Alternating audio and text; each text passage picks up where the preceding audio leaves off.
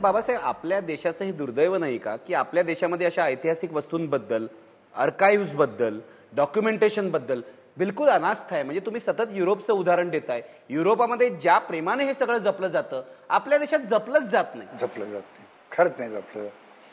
आणि ज्या वेळेला मी बघतो की मी एका घराण्यात गेलो, नाव तर सांगत नाही मी, पण त्या घराण्यात म्हणलं आपल्या घराण्यात अतिशय महत्त्वाचे कागद आहेत. ते म्हणले म्हणजे काय? मी म्हटलं जुन्या काळात लिहिलेले शिवाजी महाराज, शहाजीराजे यांनी लिहिलेली पत्र किंवा अशाच कोणी लिहिलेली पत्र ती तुमच्या घराण्यात आहेत. मला माहिती आहे, कारण तुमचं घराणं जुनं आहे. तेव्हा त्यांनी सांगितलं होती हो, आता नाही येतं. मी म्हटलं म्हणजे कुठे गेली? ते म्हणले आम्ही पाणी तापवलं त्याच्यावर.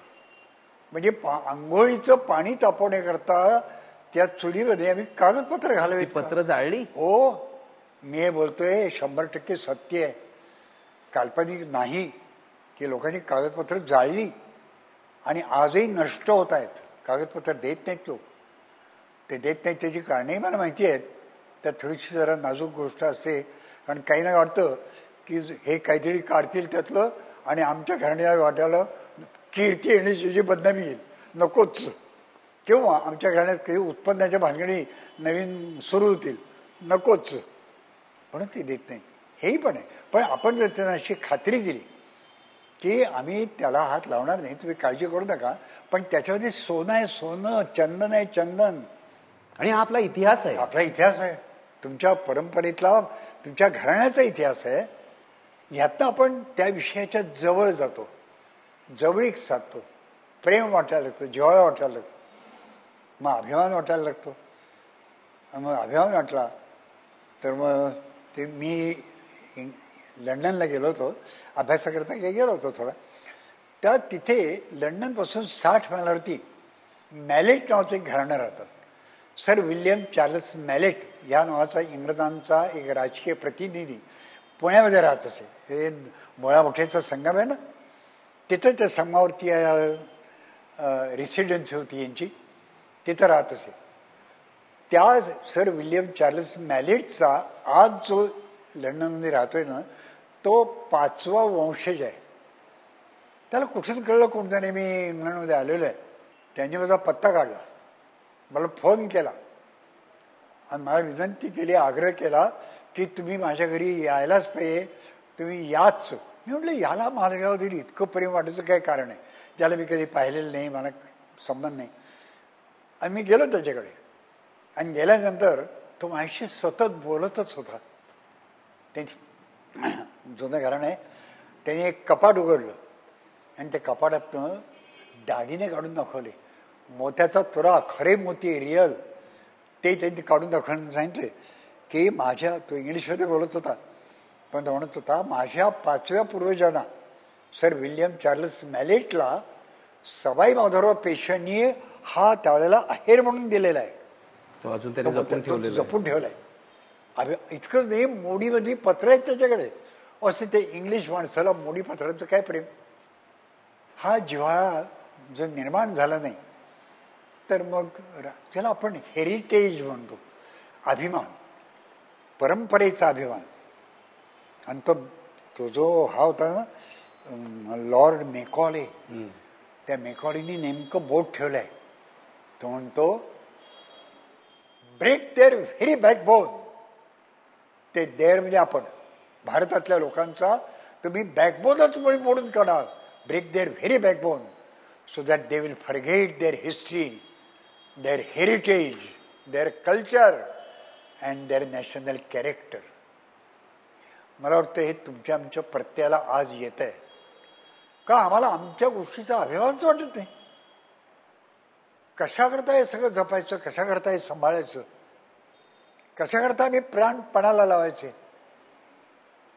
मग हीच भावना कदाचित एखाद्या अत्यंत महत्त्वाच्या सरहद्दीवरच्या एखाद्या ठिकाणाबद्दलही आम्हाला नको का वाटायला. ते मला माझ्या शिवाजी महाराजांच्याबद्दल का नाही वाटत, ते मला माझ्या इतिहासाबद्दल का वाटत, ते मला आत्ता होऊन गेलेले शिरीष कुमार शहाबद्दल का वाटत ते, की जो 42 साली आमच्या स्वातंत्र्ययुद्धामध्ये ब्रिटिशांना चले तेव्हा म्हणाला आणि त्याला ब्रिटिशांनी गोळी घातली. तर शिरीष कुमार शहा एक कॉलेज होता नव्हे हो, शाळेतला मुलगा तो मरतो नंदुरबारला आणि आम्ही त्याला विसरतो. मी नंदुरबारला गेलो तेव्हा तिथल्या शिक्षकाने विचारलं की म्हणलं तो रस्ता मला पाहायचा आहे पहिल्यांदा की ज्या रस्त्यावरती त्याला ती गोळी लागली आणि आमचा शिरीष कुमार शहा तो मरण पडला ते मला पाहायचंय. तो विचारात पडला तो रस्ता कोणचा. वर्तमान कालामध्ये आम्हाला आमचा इतिहास जपता येत नाही, मग गतकालातला इतिहास आम्ही कसा जमणार आणि त्याचं महत्त्व तरी आम्हाला काय कळणार.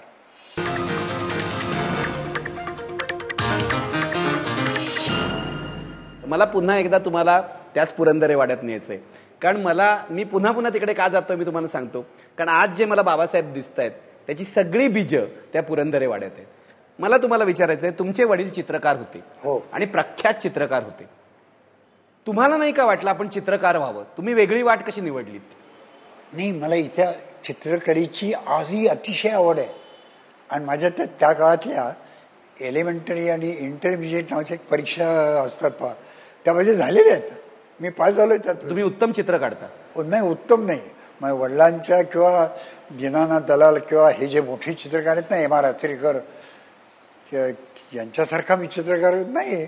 पण जर मी खरंच चित्रकले करता माझं मन केंद्रित केलं असतं ना तर मी नक्कीच बऱ्यापैकी चित्रकार तर नक्कीच झालो असतो. इतकंच नाही, मला संगीताची अतिशय आवड आहे. मी आत्ताही आपल्याला तसं करणार नाही मी आत्ता, पण आत्ताही आपल्याला जुनी जी गाणी आहेत चित्रपटातली नाटकातली यातली 2-4 गाणी मी नक्की म्हणून दाखवेन. तुम्ही एकदा शांताबाई हुबळीकरांना गाणं म्हणून दाखवलं होतं. हो, त्या आजारी होत्या आणि तुम्ही गाणं म्हणून दाखवलं होतं माणूस मधलं. हे सगळे जे कलाकार आहेत ना, मग ते नाटकातले असोत, चित्रपटातले असोत किंवा तमाशातले असोत, यांच्याबद्दल माझ्या मनात खरं प्रेम आहे, अतिशय प्रेम आहे. मी त्यांना भेटतो, ते माझ्या घरी येतात, ते माझ्याशी बोलतात, नातलगासारखे येतात आणि जे काही 2 घास असतात ना ते प्रेमाने खातात.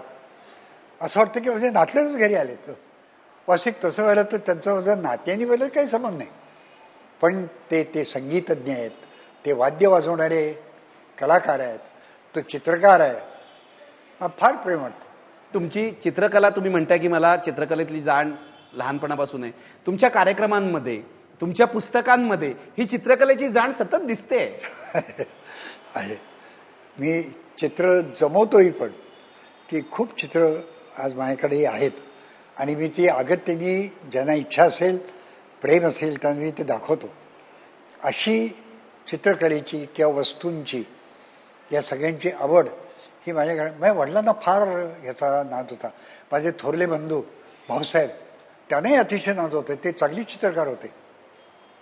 पण पुढे पुरंदरेवाडा ज्या वेळेला आर्थिक बाबतीमध्ये जरा कोसळलाच म्हटलं पाहिजे, तर त्यावेळेस त्यांना मग कलेकडे लक्ष न देता किंवा कमी देऊन त्यांना नोकरी करावी लागली. त्यामुळे आमच्या घरातली कला ही कमी झाली. पण आज मला अभिमान वाटतो, माझ्या मुलांना कलांचा नाद आहे. माझ्या कन्या त्या मी त्यांना माधुरी पुरंदरे म्हणून त्या माहिती आहेत आपल्याला. माधुरी पुरंदरे अख्ख्या महाराष्ट्राला माहिती आहे. पण आम्ही त्याला जिजाऊ साहेब म्हणतो. आमच्या घरामध्ये सगळे साहेब आहेत घरापुरते. तुम्ही आपल्या मुलांना सुद्धा साहेब म्हणून हाक मारता. साहेब हे पुलंनी लिहिलेलं आहे. मग आमच्या सुना आहेत, त्या सुनबाई दोन्ही सुनांना दीपाऊ साहेब, ताराव साहेब अशी नावं आहेत त्यांची. आम्ही त्या नावाने हाक मारतो. पण ती जुन्या पद्धतीने ते चालत आले. ते आम्ही केव्हा हाक मारतो ते आम्हालाही कळत नाही. केव्हा त्यांना त्या पद्धतीनं जुन्या पद्धतीने नमस्कार करतो. वडीलधारे आले, कोणी उत्तम दर्जाचे कलाकार किंवा विद्वान पंडित मंडळी आली ना, तर पुरंदरेवाड्यावर आजही त्यांचं यथाशक्य ते स्वागत केलं जातं. ते जुन्या पद्धतीने आम्ही करतो. ज्या वेळेला मोठा कीर्तनकार येतो ना, ते आम्ही त्या पायावरती पाणी घालतो, त्याप्रमाणे दुधाचा पेलही पण त्यांच्या पायावरती ओततो. ही पद्धत आहे की आपल्याकडे ज्यांनी कला खूप जपली आहे, विद्वत्ता सांभाळली आहे, वाढवली आहे, अशी मंडळी येत आहेत. ते आपलं भाग्य आहे आपल्या घराचं. हे पुरंदरेवाड्याची परंपरा आहे.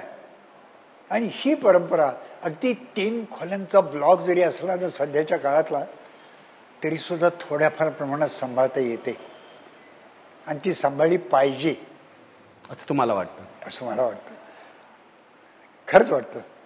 मी आजच्या पिढीवर रागवत नाही, कारण जागा थोडी असते, त्यामुळे ते आपल्या आईवडिलांना अनेक अडचणी असतात, त्यामुळे आईवडिलांना त्या वृद्धाश्रमात ठेवतात. नकळत डोळे ओले होतात की ज्यांनी तुमच्यावर अपरंपार प्रेम केलं तर निदान रोज त्यांना तिथं जाऊन भेटा, माया करा त्यांच्यावर. त्याच्याच करता ती आता आसवलेली आहेत. त्यांच्या सगळ्या आशा आकांक्षा त्याकडे तेही समजतात की घरी जागा नाही आहे, संसार वाढताय, आजच्याही काही त्यांच्या आवडीनिवडी आपण जपल्या पाहिजेत म्हणून तेही समजून याच्या वृद्धाश्रमामध्ये राहतात. पण वृद्धाश्रम ही आपली परंपरा नाही. आपली परंपरा नाही. आपली परंपरा आहे ती प्रेमाची आहे. तुकाराम महाराजांचा एक फार छान अभंग आहे. प्रेम ना ये बोलता ना दाविता ना सांगता, अनुभव चित्ता चित्त जाणे. ते काळजाचं काळजाला कळतं. ते प्रेम आम्ही सांभाळत नाही. आम्ही नाटकं करतो. हे नाटकं करणं जरा बंद करून खरं प्रेम करायला शिकलं पाहिजे.